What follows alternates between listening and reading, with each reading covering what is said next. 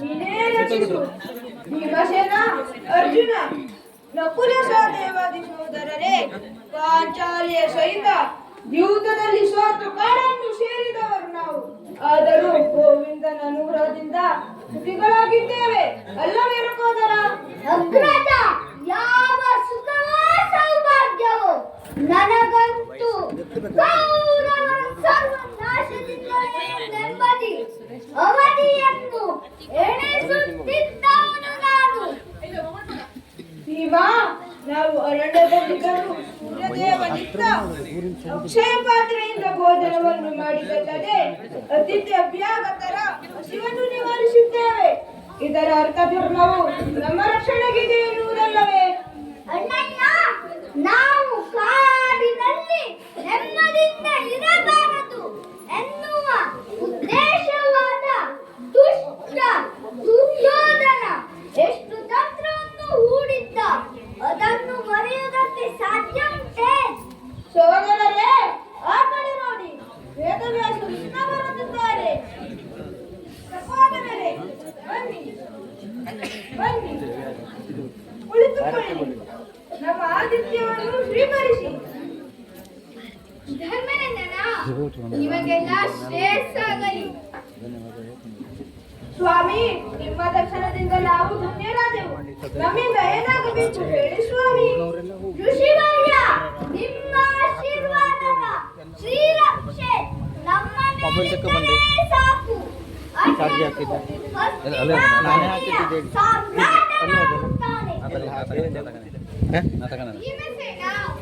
ದುರ್ಯೋಧನ ಜಯದಕ್ಕ ಖಂಡಿತವಾಗಿ ಯುದ್ಧ ಸಂಘಟಿಸುತ್ತಾರೆ. ಸ್ವಾಮಿ, ಬಾಂಧವರಾದ ನಮ್ಮಲ್ಲಿ ಸಂಗ್ರಾಮವಾಗುವುದೇ ಕಲಾಜ್ಞಾನಿಗಳು. ಹೇಳಿ, ನಾವು ಯುದ್ಧವನ್ನು ಗೆಲ್ಲಬಹುದೇ?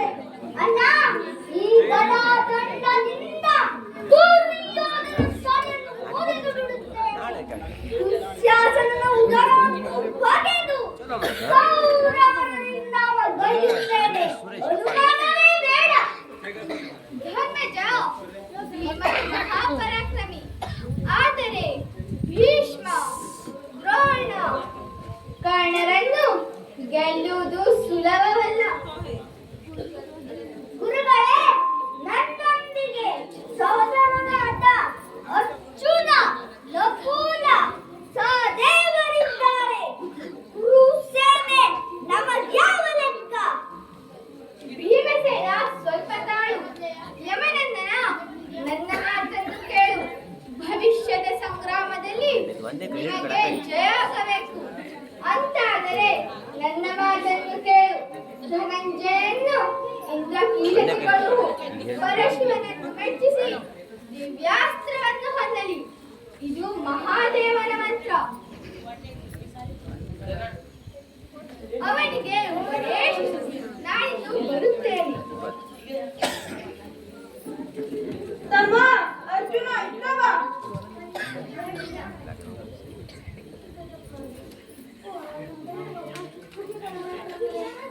ಅಣ್ಣಯ್ಯ, ವಂದಿಸಿಕೊಂಡೆ. ವ್ಯಾಸ ಭಗವಾನರು ಸೂಚಿಸಿದ ಹಾಗೆ ನಾನು ನಿನಗೆ ಮೃತ್ಯುಂಜಯನ ಮಂತ್ರವನ್ನು ಉಪದೇಶಿಸುತ್ತೇನೆ. ಜ್ಞಾನಾದಿಗಳನ್ನು ಪೂರೈಸುವ ನೀನು ಮಂತ್ರೋಪದೇಶಕ್ಕೆ ಸಿದ್ಧನಾಗು. ಅಗ್ರವ, ನಿಮ್ಮನ್ನೆಲ್ಲ ಅಗಲಿ ದೂರ ಸಾಗುವುದು ಒಂದು ರೀತಿಯಲ್ಲಿ ಬೇಸರ, ಇನ್ನೊಂದು ಮುಖದಲ್ಲಿ ಸಂತೋಷ. ನಾನು ಹೋಗುತ್ತಿರುವುದು ಶಿವದರ್ಶನಕ್ಕಾಗಿ ಅಲ್ಲವೇ? ನಿನ್ನ ಆಜ್ಞೆಯನ್ನು ಹೊತ್ತು ಉತ್ತರದತ್ತ ಸಾಗುತ್ತೇನೆ. ಹೀಗೆ ಬಾ, ಮಂತ್ರೋಪದೇಶ ಮಾಡುತ್ತೇನೆ.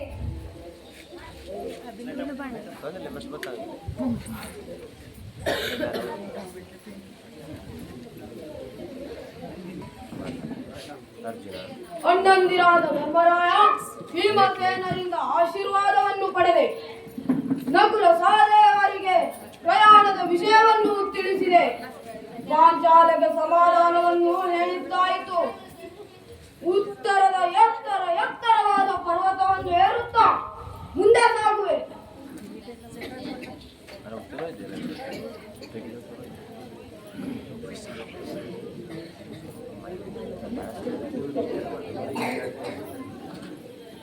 ನಾನು ಬಂದು ನಿಂತ ಸ್ಥಳವೇ ಗಿರ ಪರ್ವತ ಪರಮೇಶ್ವರ ನಾಮೋಚ್ಚಾರಣೆಯಲ್ಲಿ ಸಮಾಮಗ್ನಾಗುತ್ತೇನೆ. ಓಂ ನಮ ಶಿವಾಯ, ಓಂ ನಮ ಶಿವಾಯ, ಓಂ ನಮ ಶಿವಾಯ, ಓಂ ನಮ ಶಿವಾಯ. ದಿನಗಳು ಕಳೆದು ವಾರಗಳು ಮುಗಿದವು, ಋತು ಪಕ್ಷಗಳು ಸಂದವು, ಋತುಗಳು ತೀರಿದವು, ಆದರೂ ಶಿವನ ದರ್ಶನವಾಗಲಿಲ್ಲ. ಕೇವಲ ಚಿಗುರೆಲೆಯನ್ನು ಮಾತ್ರ ಸೇವಿಸಿ ಕೆಲ ದಿನವನ್ನು ಕಳೆದೆ. ಇಲ್ಲ, ಮೃತ್ಯುಂಜಯ ಪ್ರತ್ಯಕ್ಷನಾಗಲಿಲ್ಲ. ಇನ್ನೇನು ಒಂದೇ ಕಾಲಿನಲ್ಲಿ ನಿಂತು ಪ್ರಾರ್ಥಿಸುತ್ತೇನೆ. ಓ ಕರುಣಾಮಯನೇ, ದಿಗಂಬರನೇ, ದಯಾಮಯನೇ, ಶಿವನೇ ದಯಮಾಡಿ.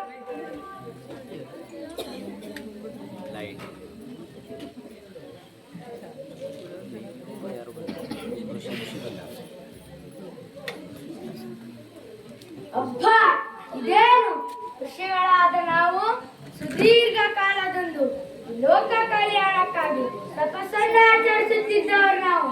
ಆದರೆ ಎಂದಿನಂತಿಲ್ಲ, ಇದ್ದಕ್ಕಿದ್ದಂತೆ ಜ್ವಾಲೆಯೊಂದು ದಹಿಸುತ್ತಿದೆ. ಕಾರಣ ಏನಿರಬಹುದು? ಓಹೋ, ಅರ್ಥವಾಯಿತು. ಇದನ್ನು ಪರಿಹರಿಸಬೇಕಾದವನು ಅಭವನು. ಆದ್ದರಿಂದ ಕೈಲಾಸಗಿರಿಯತ್ತ ನಮ್ಮ ಪ್ರಯಾಣ.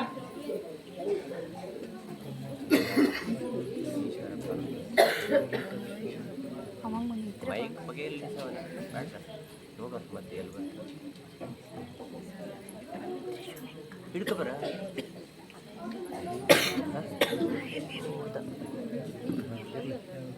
ಹಂಗೆ ಹಂಗೆ ಸರಿ ಮಾಡು.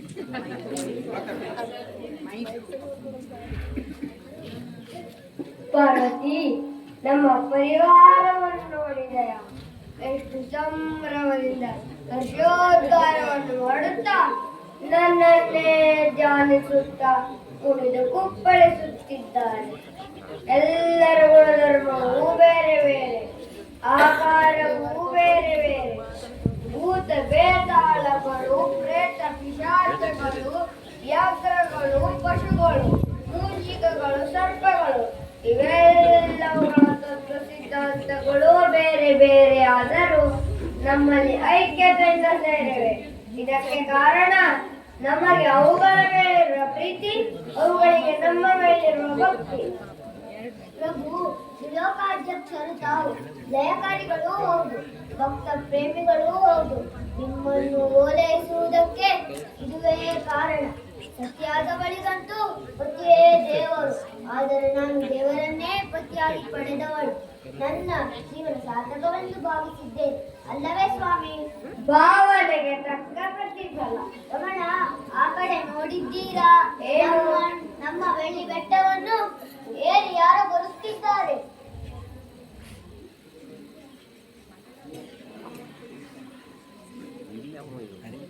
ಆಗಲಿ ದೇವ, ನಾವಿನ್ನು ಬರುತ್ತೇವೆ.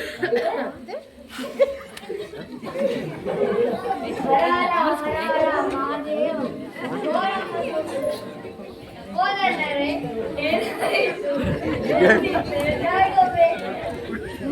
ಸ್ವಾಮಿ, ನಾವು ವಾಸವಾಗಿರುವ ರುದ್ರಕೀಲದಲ್ಲೂ ಕ್ಷತ್ರಿಯನು ಉಗ್ರ ತಪಸ್ಸನ್ನು ಆಚರಿಸುತ್ತಿದ್ದಾರೆ.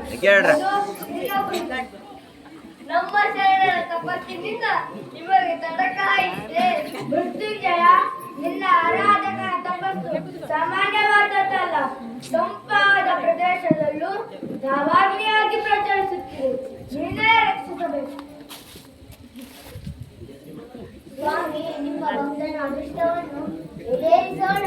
ಅದರಿಂದ ಅವರ ತಪಸ್ಸು ಸಂಪನ್ನಗೊಳ್ಳುತ್ತದೆ, ಮುನಿಗಳಿಗೆ ಸೌಖ್ಯವೂ ದೊರಕುತ್ತದೆ.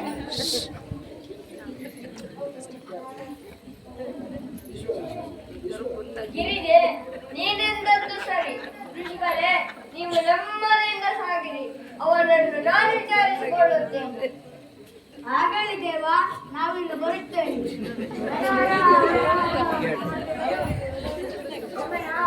ಲೋಕದತ್ತ ಸಾಮಾನ್ಯವೇ. ಗಿರಿಗೆ ನಮ್ಮ ಸೌರವಡಿಸುತ್ತಿರುವುದು ದಿವ್ಯಾಸ್ತ್ರವನ್ನು. ಅದನ್ನು ಅನುಗ್ರಹಿಸುವ ಮೊದಲು ನರನನ್ನು ಪರೀಕ್ಷಿಸಬೇಕು. ಇದರ ರೂಪವನ್ನು ಮರೆಸಿ ಇಂದ್ರಕೀಲ ಪರ್ವತದತ್ತ ಸಾಗೋಣ.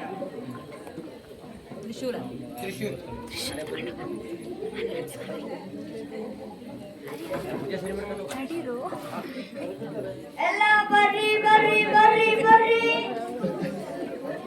ಒಬ್ಬರೇ, ನಾನು ಒಬ್ಬ ಕಿರಾತನಿದ್ದೇನೆ.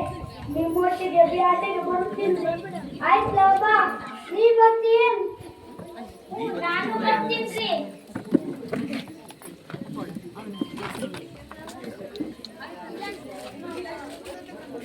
ಶಬರೇ, ನಮ್ಮ ಬ್ಯಾಡು ಪಡೆಯನ್ನ ಕೂಡ್ಕೊಂಡ ಬಂದಂಗಾತ. ನೋಡು, ಯಾರ್ಯಾರು ಏನೇನು ಹೊಡೆದೆ ಅಂತ ಕೇಳಿದ್ರೆ ಒಬ್ಬೊಬ್ಬರು ಒಂದೊಂದು ಪಿರಾಣಿ ಹೊಡೆದೆ ಅಂತ ಹೇಳ್ಯಾರ. ಸಣ್ಣ ಕಿರಾತ, ನೀ ಏನೇನು ಹೊಡೆಯಪ್ಪ? ಒಬ್ಬರೇ, ಈ ಬೇಟೆ ತುಂಬಾ ಪಸಂದ ಆಗೈತ್ರಿ. ಪಿರಾಣಿ ಕೊಂಡು ಹೊಡ್ಯಾಕಾಗಂಗಿಲ್ರಿ. ಹಾಗಾಗಿ ನಾನು ಸಿಕ್ಕಾಪಟ್ಟಿ ಪಿರಾಣಿ ಕೊಂಡಿನ್ರಿ. ನಿಮ್ಮ ಬ್ಯಾಟಿ ನೋಡ್ ನಂಗ್ ದಣಿವಾಗೈತ್ರಿ. ಇದಕ್ಕೇನ್ರಿ ಕರ್ಕೊಂಡ್ ಬಂದದ್ದು? ಇಲ್ಲ ಬಿಡು, ಇನ್ ಮುಂದೆ ತಿನ್ನೋಬನ್ ಕೆಲ್ಸ. ಮುಂದೆ ತಿನ್ನೋಬನ್ ಕೆಲ್ಸ.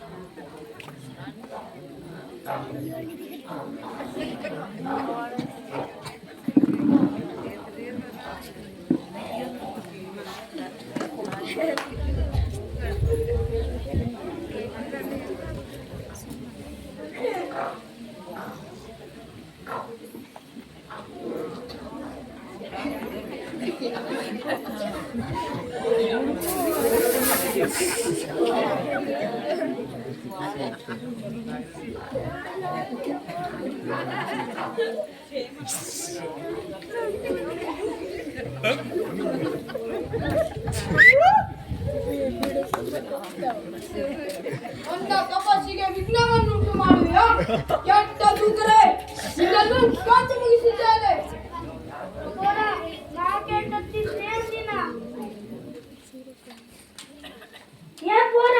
ಇದು ನಾ ಬ್ಯಾಟೆ ಆಡಿದ್ದು. ನೀ ಬಿಡ್. ಒಬ್ಬರೇ, ಅವ ಹಂದಿ ಬಿಡಂಗಿಲ್ರಿ. ನನ್ ಬೆನ್ನಾಗಿದ್ದ ಮೂಳೆ ಹೊಟ್ಟೆ ಬಂದೈತಿ. ನಾನ್ ನೋಡ್ಕೊಳ್ತೇನೆ.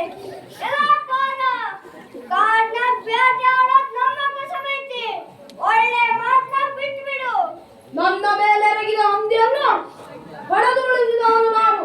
ಇದು ನನ್ನ ಬೇಟೆ. ನಾನು ಈ ಹಂದಿಯನ್ನು ಬೆನ್ನಟ್ಟಿಸಿಕೊಂಡು ಹೊಡೆದಿದ್ದೇನೆ. ಒಳ್ಳೆ ಮಾತನ್ನ ಬಿಟ್ರೆ ಸರಿ. ಶಬರ, ಈ ಪ್ರಾಣಿಯ ಅಗತ್ಯತೆ ನನಗಿಲ್ಲ. ಆದರೆ ನಾನು ಒಬ್ಬ ಕ್ಷತ್ರಿಯನಿದ್ದೇನೆ. ಅಗೌರವದಿಂದ ಮಾತನಾಡಿದರೆ ಸಹಿಸಲಾರೆ. ವಿನಯಪೂರ್ವಕವಾಗಿ ಕೇಳು, ಕರುಣೆಯಿಂದ ಕೊಡುತ್ತೇನೆ. ಶಬರೇ, ಏನೇನ್ ಬಾರಿ ಬಿಗು ಇದ್ದಾನಿವನ. ನಿಮ್ಮ ಭಕ್ತನ ಮ್ಯಾಗ ಒಂದ್ ಬಿಗು ಇಲ್ದೆ ರಘು ಇರಕ್ಕಾಗತ್ತೇನ್ರಿ? ಏ ಪಾರ, ನಮ್ಮ ಕಾಡಿಗೆ ಬಂದು ನಮ್ಮನ್ನೇ ಬಗ್ಸಕ್ ನೋಡ್ತೀಯೇನು? ನಮ್ಮ ದಂತೆಗೆ ಬಂದ್ರೆ ಕಷ್ಟ ಆಯ್ತು ನೋಡು. ಕಿರಾತ, ನಿನ್ನ ಪ್ರದೇಶ ಅಂತ ನಾನು ಒಪ್ಪುವುದಿಲ್ಲ. ನಮ್ಮಂತ ಶಿವಶರಣರು ಮಹಾದೇವರನ್ನು ಮೆಚ್ಚಿಸುವುದಕ್ಕೆ ಸರಿಯಾದ ಸ್ಥಳವಿದು. ದೈನ್ಯತೆಯಿಂದ ಕೇಳು, ಹಂದಿಯನ್ನು ಪಡೆ. ನಾವು ಬೇಡ ಮಕ್ಕಳು, ಬೇಟೆಯಾಡಕ್ ಬಂದವರು ಹೊರತು ಬೇಡಕ್ ಬಂದವರಲ್ಲ. ಬೆದರಿಸುತ್ತೀಯ? ನಾನು ಬೆದರುವವನಲ್ಲ. ನನ್ನ ಮೈಯಲ್ಲಿ ಹರಿಯುತ್ತಿರುವುದು ಕ್ಷತ್ರಿಯ ರಕ್ತ. ದೊಡ್ಡ ಬಾಯಿ ಬಿಟ್ರೆ ಮೈಯಾಗಿನ ರಕ್ತ ಕಾಣಿಸ್ತೀರಿ. ಶಬರ, ನನ್ನ ತಪಸ್ಸಿಗೆ ವಿಘ್ನವನ್ನು ತರಬೇಡ. ಅದು ಮೀರಿದರೆ ನನ್ನ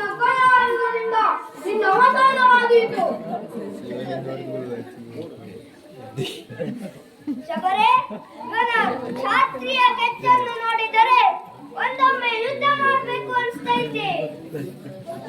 ಯಾವ್ರೆ ಇವನ ಇವನ ಧೈರ್ಯವನ್ನು ಮೆಚ್ಚಲೇಬೇಕು. ನೋಡುವೆ ಅಂದ್ರೆ ನಿಧಾನವಾಗಿ ಸಾಗುಲ್ರಿ ಯುದ್ಧ. ಎಲ್ಲ ಅಪ್ಪಾರ, ನನ್ನ ಒಂದು ಪೆಟ್ಟು ಬಿದ್ದರೆ ಉಳಿಯಕ್ಕಿಲ್ಲ ನೀನು. ನಾನು ಧರ್ಮರಾಯನ ತಮ್ಮ ದ್ರೋಣಾಚಾರ್ಯರ ಶಿಷ್ಯ ಶ್ರೀಹರಿಯ ಮಾವ ನನ್ನ ಭಕ್ತ. ನನಗೆ ನೀನ್ಯಾವ ಲೆಕ್ಕವ? ನಿನ್ನ ಗುರು ಕೊಟ್ಟ ಅಸ್ತ್ರ ಶಸ್ತ್ರ ಎಲ್ಲ ಬಿಡು ನೋಡ್ತೀನಿ.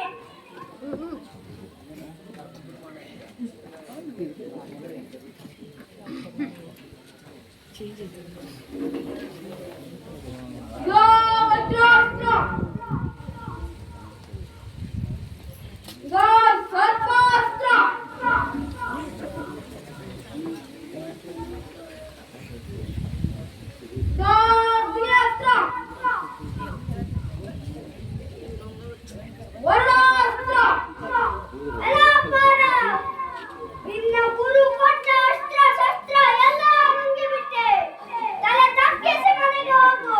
ನನ್ನ ಗಾಂಡೇವ ಧನಸ್ಸಿನಿಂದ ನಿನ್ನನ್ನು ಪಡೆದುಕೊಳ್ಳುತ್ತೇನೆ. ಇನ್ನು ಏನಾಯ್ತಪ್ಪ ನಿನ್ನಲ್ಲಿ? ಧನಸ್ಸು ಹೋದರೆ ಭುಜದಲ್ಲಿ ದ್ರೋಣವಿದೆ. ಮಲ್ಲ ಯುದ್ಧಕ್ಕೆ ಬಾ. ಶಬರೇ, 4 ತಿಂಗಳಿನಿಂದ ಉಪವಾಸದಲ್ಲಿದ್ದರೂ ಈ ಪಾರ್ಥನ ಆತ್ಮಸ್ಥೈರ್ಯ ಕುಗ್ಗಲಿಲ್ಲ. ಮಲ್ಲ ಯುದ್ಧಕ್ಕೆ ಕರೆಯುತ್ತಿದ್ದಾನೆ. ನನ್ನ ಶಕ್ತಿಯನ್ನು ತೋರಿಸ್ತೀನಿ. ಮಾನವ, ನಾನು ಮಲ್ಲ ಯುದ್ಧಕ್ಕೆ ಸಿದ್ಧನಿದ್ದೇನೆ.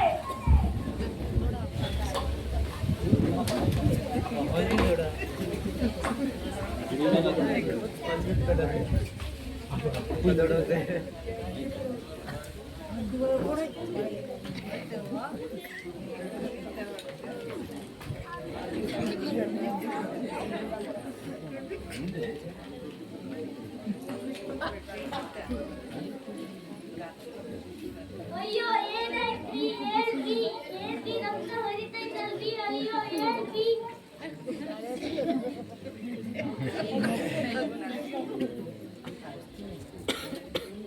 ಅಯ್ಯೋ ರಕ್ತ! ಎಲ್ಲ ನನ್ನ ರಕ್ತ! ನನ್ನ ಹೊಳೆಯನ್ನೇ ಗಟ್ಟಿರೋದು ಹೊರಿಸಿದೆಯಲ್ಲ, ನಿನ್ನನ್ನು ಬಿಡಲಾರೆ.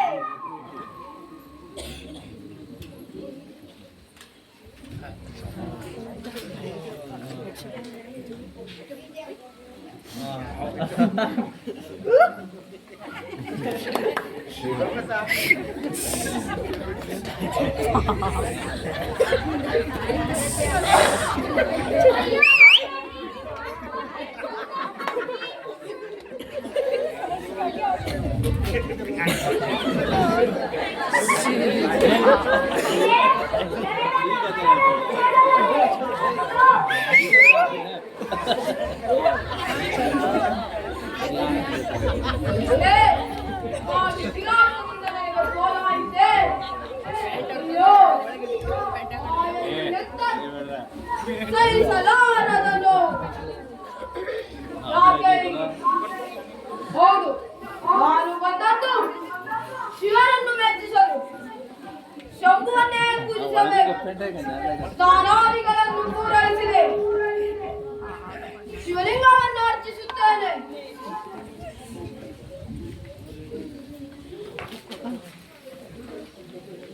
ಓಂ ನಮಃ ಶಿವಾಯ. ಓಂ ನಮಃ ಶಿವಾಯ. ಓಂ ನಮಃ ಶಿವಾಯ. ಓಂ ನಮಃ ಶಿವಾಯ. ದೇಹದಲ್ಲಿ ನವ ಚೈತನ್ಯ ಎಲ್ಲಿ ಹೋದ ಕಿರಾತ?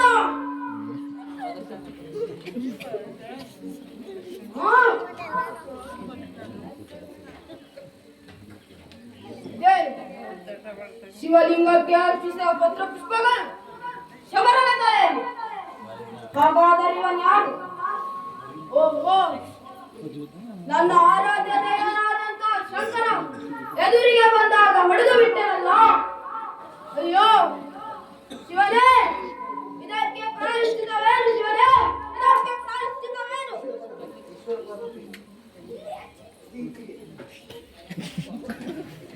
ನಮ್ಮ ಶರಣನ್ ಗೋಳಾಟ ನೋಡಂತ ಹೋಗಿಲ್ರಿ, ಪ್ರತ್ಯಕ್ಷ ಆಗ್ಬೋದ್ರಿ. ನಮ್ಮ ದರ್ಶನ ಕೊಡೋಣ.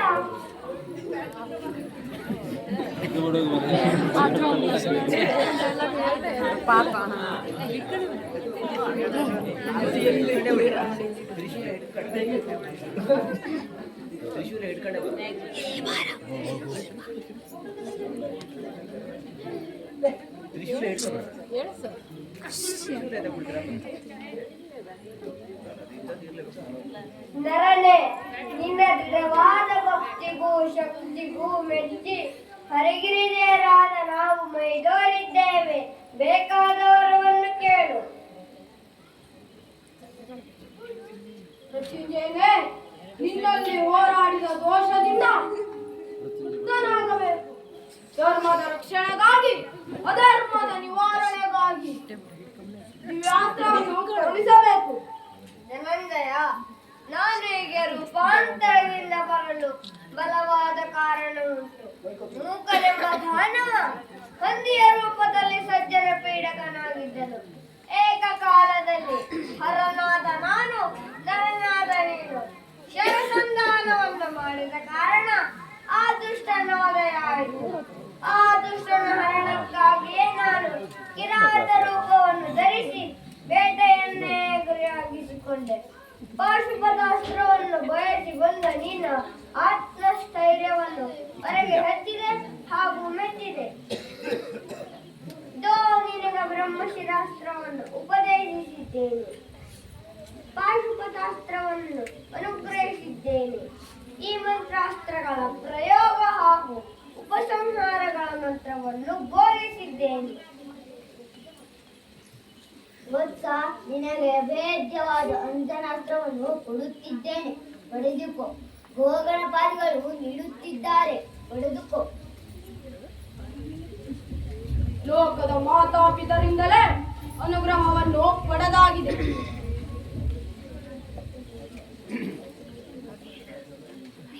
ನಿನ್ನ ಚರಿತ್ರ ಸುಚರಿತವಾಗಲಿ, ನಿನ್ನ ಕಥೆ ವೇದೋಕ್ತವಾಗಲಿ, ನಿನ್ನ ಕಥನಾಮೃತ ಆಲಿಸಿ ಕೇಳಿದರೆ ಕೆಡಲಿ. ನಿನ್ನ ನಿಂದಿಸಿದವರುಗಳು ದುಷ್ಕರ್ಮಿಗಳು, ಪಾತಕರುಗಳು. ನಮ್ಮ ಮತವಿದೆಂದು ಹರಸುವೆನು ಧನಂಜಯ. ಧನ್ಯವಾದ.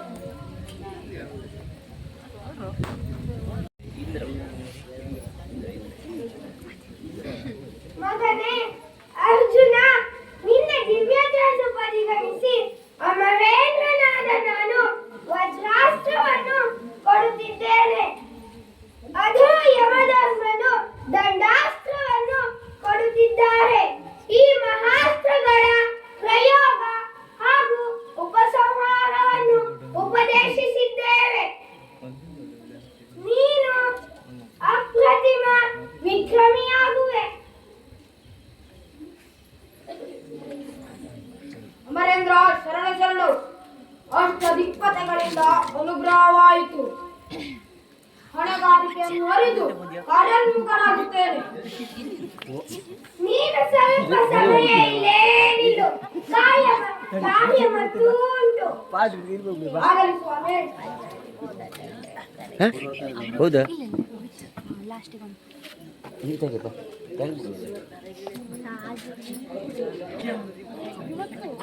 ಮಾತಲಿ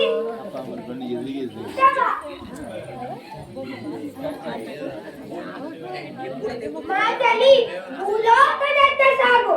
ದೇವರಥದಲ್ಲಿ ಅರ್ಜುನನನ್ನು ಅಮರಾವತಿಗೆ ಕರೆದುಕೊಂಡು ಬಾ. ಆಗಲೇ ಅಮರೇಂದ್ರ, ನಿನ್ನ ಆಜ್ಞೆಯಂತೆ ಈಗಲೇ ಭೂಲೋಕಕ್ಕೆ ಸಾಗುವೆ.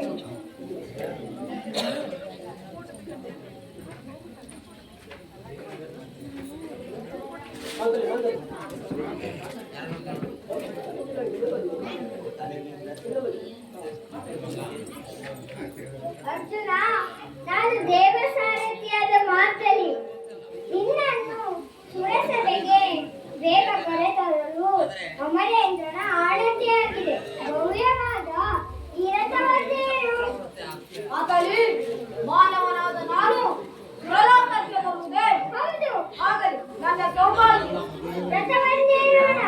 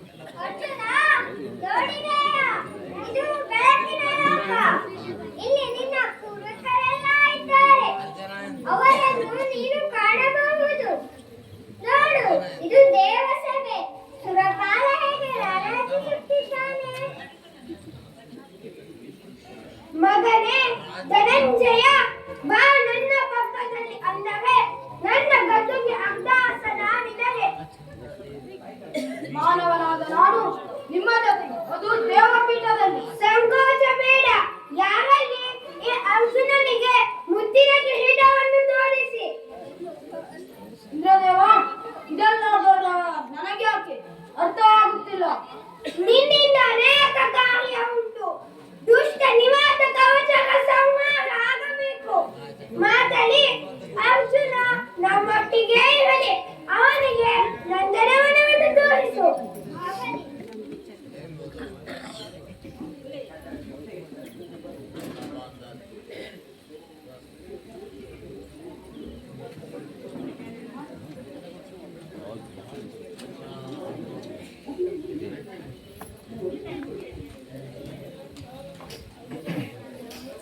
ಅರ್ಜುನ, ದೇವಲೋಕಕ್ಕೆ ಕಂಟಕರಾಗಿದ್ದ ಕಾಲಿಕೆಯರನ್ನು ನೀನು ಸಂಹರಿಸಿದೆ.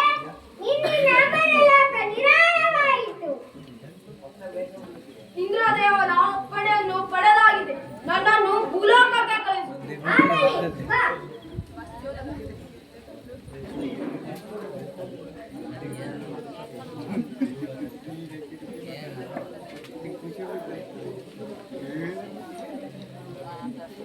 ಭೂಲೋಕವನ್ನು ಸೇರಿದೆ. ನನ್ನ ನಿರೀಕ್ಷೆಯಲ್ಲಿರುವ ಸಹೋದರರನ್ನು ಕಾಣಬೇಕು.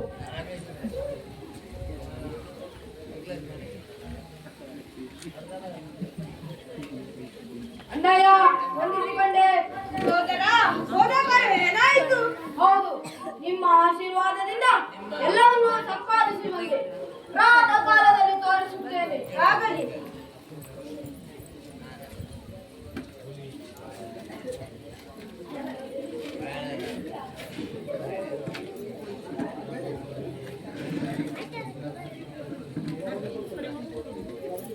ತಮ್ಮ, ಅದು ಸೂರ್ಯೋದಯವಾಗುತ್ತಾ ಇದೆ. ಮಾತ್ರವನ್ನು ನೋಡೋಣ. ಅಣ್ಣ ತಮ್ಮಂದಿರೇ, ನೀವೆಲ್ಲ ಬನ್ನಿ. ನಾನು ಪ್ರಸಾದ ರೂಪವಾಗಿ ಪಡೆದ ಮಾತ್ರವನ್ನು ನೋಡುವಿರಂತೆ.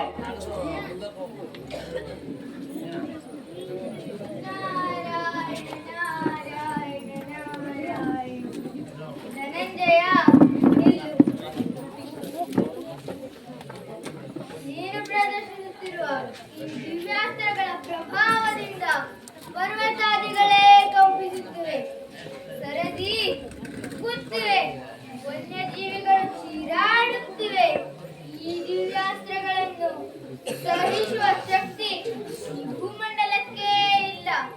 ಬ್ರಹ್ಮದೇವನು ತಾನು ಗೈದ ಸೃಷ್ಟಿ ನಾಶವಾಗುತ್ತದೆ ಎಂಬ ಚಿಂತೆಯಲ್ಲೇ ಇದ್ದಾನೆ. ಆದ್ದರಿಂದ ಇವೆಲ್ಲವನ್ನು ಸೂಕ್ತವಿರಿಸು.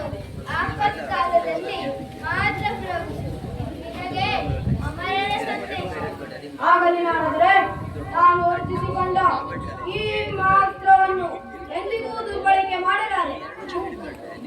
ಪಂಚಪಾಂಡವರಾದ ನಿಮ್ಮಿಂದ ಈ ಧರ್ಮಸ್ಥಾಪನೆಯಾಗಲಿ. ಅರ್ಜುನ, ಬ್ರಹ್ಮದೇವನ ಅನುಗ್ರಹದಿಂದ ಶುಭವಾಗಲಿ, ಮಂಗಳವಾಗಲಿ. ಹಾಗೇ ಆಗಲಿ. ನಾರಾಯಣ ನಾರಾಯಣ ನಾರಾಯಣ.